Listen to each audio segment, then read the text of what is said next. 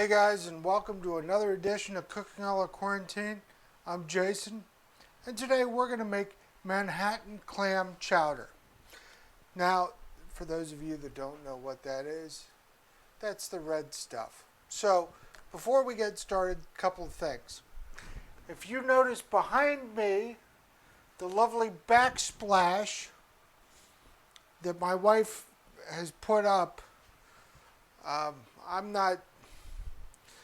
not good at using power tools, so she cut everything and I slapped it up there, and then she moved it because I didn't do it right. So anyway, we got that, but today it's like Christmas because, believe it or not, I have probably the last pen pal on the face of the earth.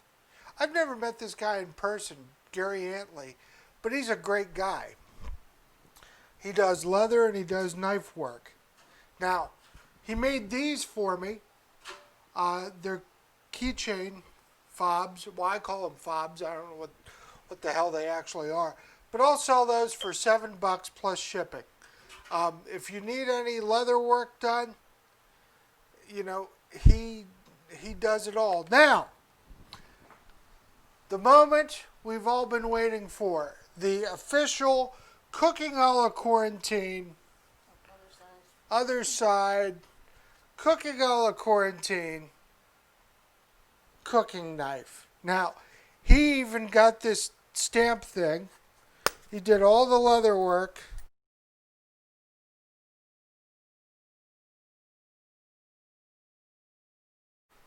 "100% made in America." And it even says Antley, Texas. This isn't some made in China piece of crap. So, this is a debut, and I'm sure it's sharper than shit. So, anyway, here's what we're going to do. I've got tomato juice. I've got salt. I've got pepper. I've got thyme. I've got clam juice. I've got my famous Texas Pete. A little olive oil, a little bacon. Bacon's over here. It's not chicken week anymore. Off we go with the chicken. Now, it actually calls for something called quahog clams, which I thought was hilarious because all I know of quahog is Family Guy. But anyway, I got these little neck clams or something. And I've got a can of clams. It calls for both. So what we're going to do is I'm going to slice this up. I'm going to put it together. I'm going to add the clams. We're going to cook it for about 20 minutes and rock and roll. And what I did with the clams is I've already rinsed them. And what you do is you put them in a bucket and you put a little cornmeal in there and they spit out the stuff.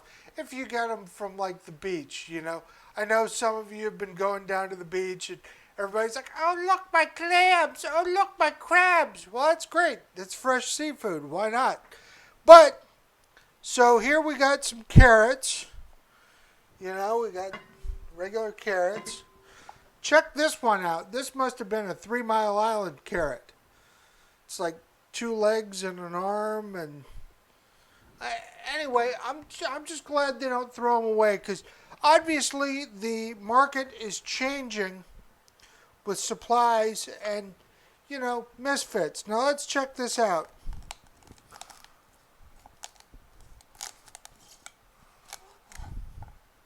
Well, now my celery is a little limp. I wanted to use different, but Stacy said, "Oh, it's Cooking a la Quarantine." So let's cut this stuff up and see how it goes. Oh, look at that. Look at that. Look at that. You know what I like about this? My buddy made it for me. It's got a story, and it's made in the USA. The whole doggone thing. So anyway, I'm going to cut this up, and I'll put this all in the pot, and then we'll be right back.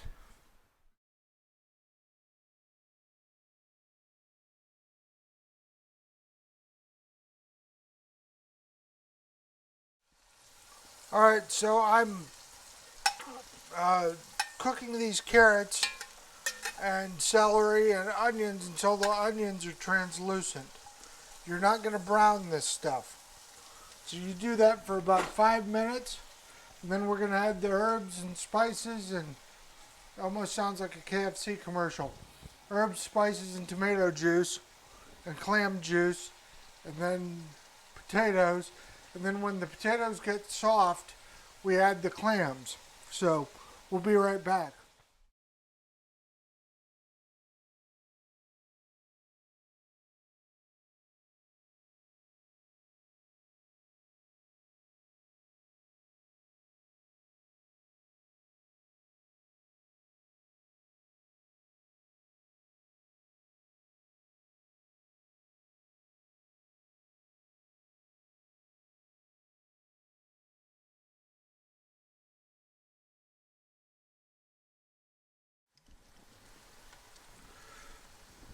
Believe it or not, this is not a beer. It's clam juice.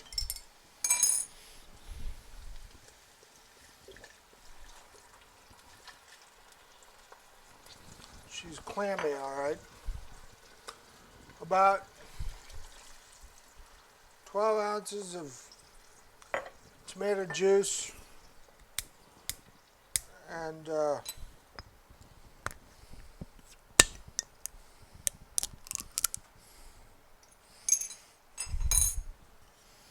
we're going to use a bit more of that. Put a little bit in there. I'm going to show you what I'm going to do with that now. I'm going to add some thyme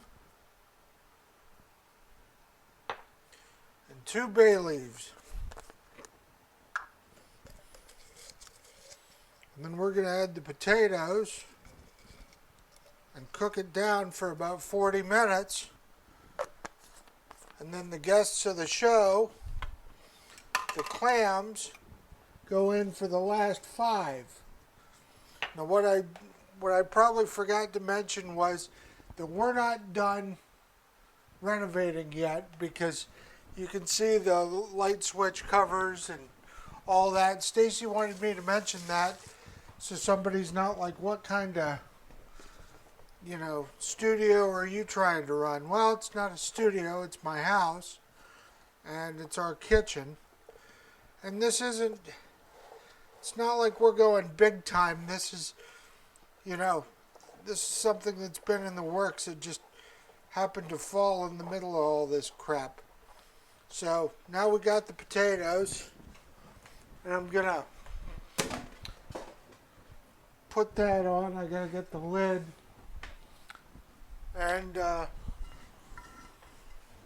probably should get something to stir it with.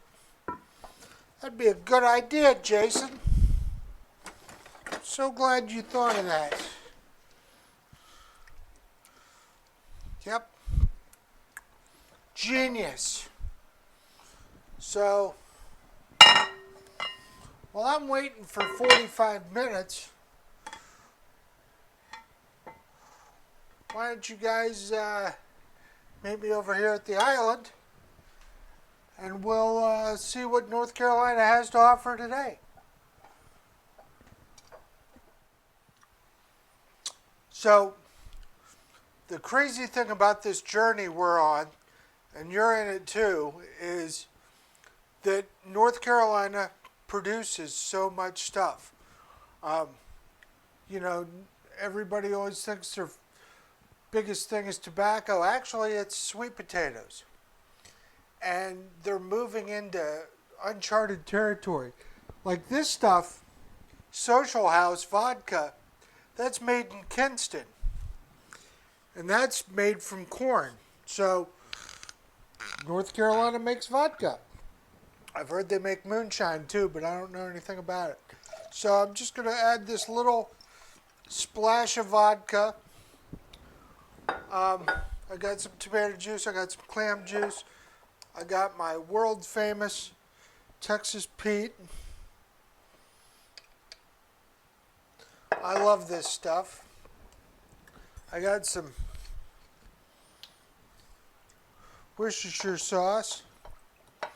And like I said, you know, it's not like I'm sitting here getting blitzed on TV. I think it's awesome that North Carolina can produce so much stuff. I mean, who knew they made their own vodka? While we're waiting, I'll be waiting here. Whoa, that's pretty good. We'll be back in like 40 minutes.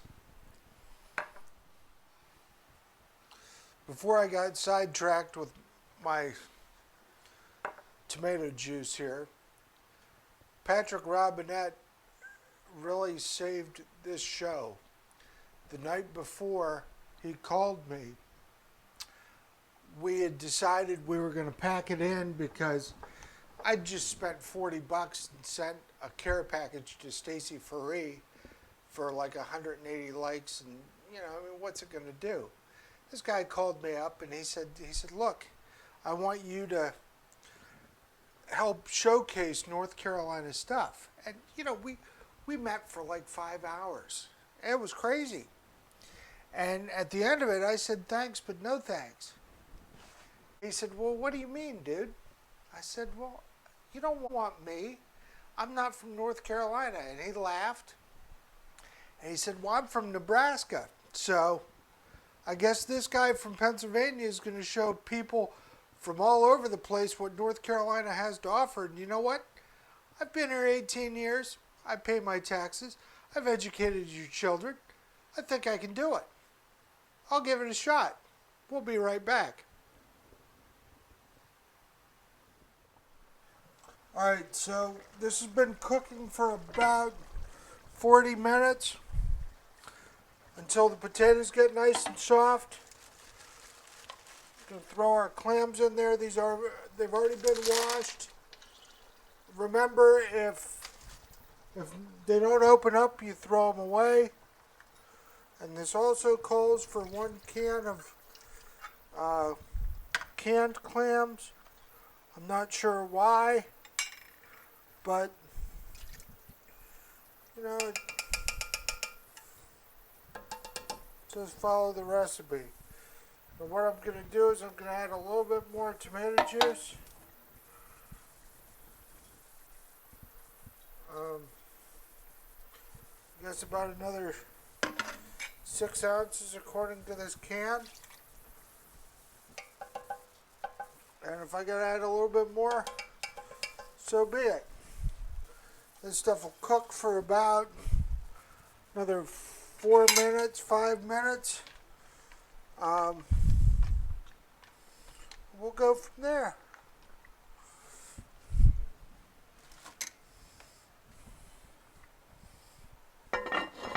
Nice beginning to soup week. We'll be right back.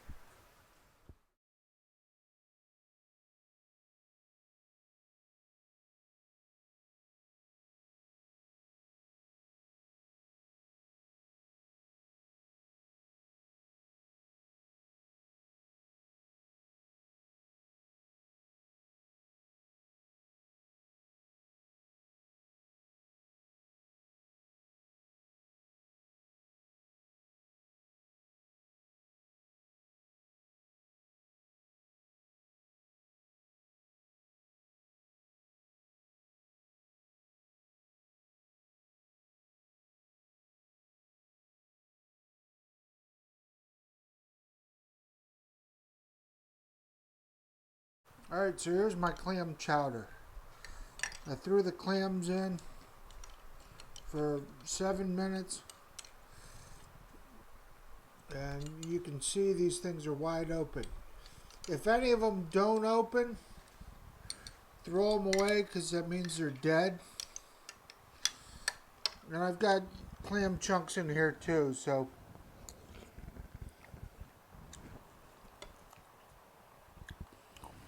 it's a nice hearty, easy soup. I'm probably going to can all this stuff up.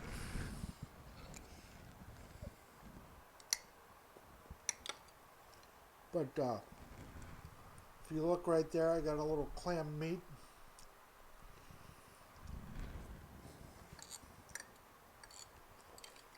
Hey, better than the stuff in the can. That's not a bad thing to eat. Even my wife, who doesn't like anything that's got eyes, clams don't have eyes, um, you know, she'll give this a shot and try it. Now listen, be kind, be excellent to each other, and I'll catch you soon on the next episode of Cooking All Quarantine Soup Edition. See you soon.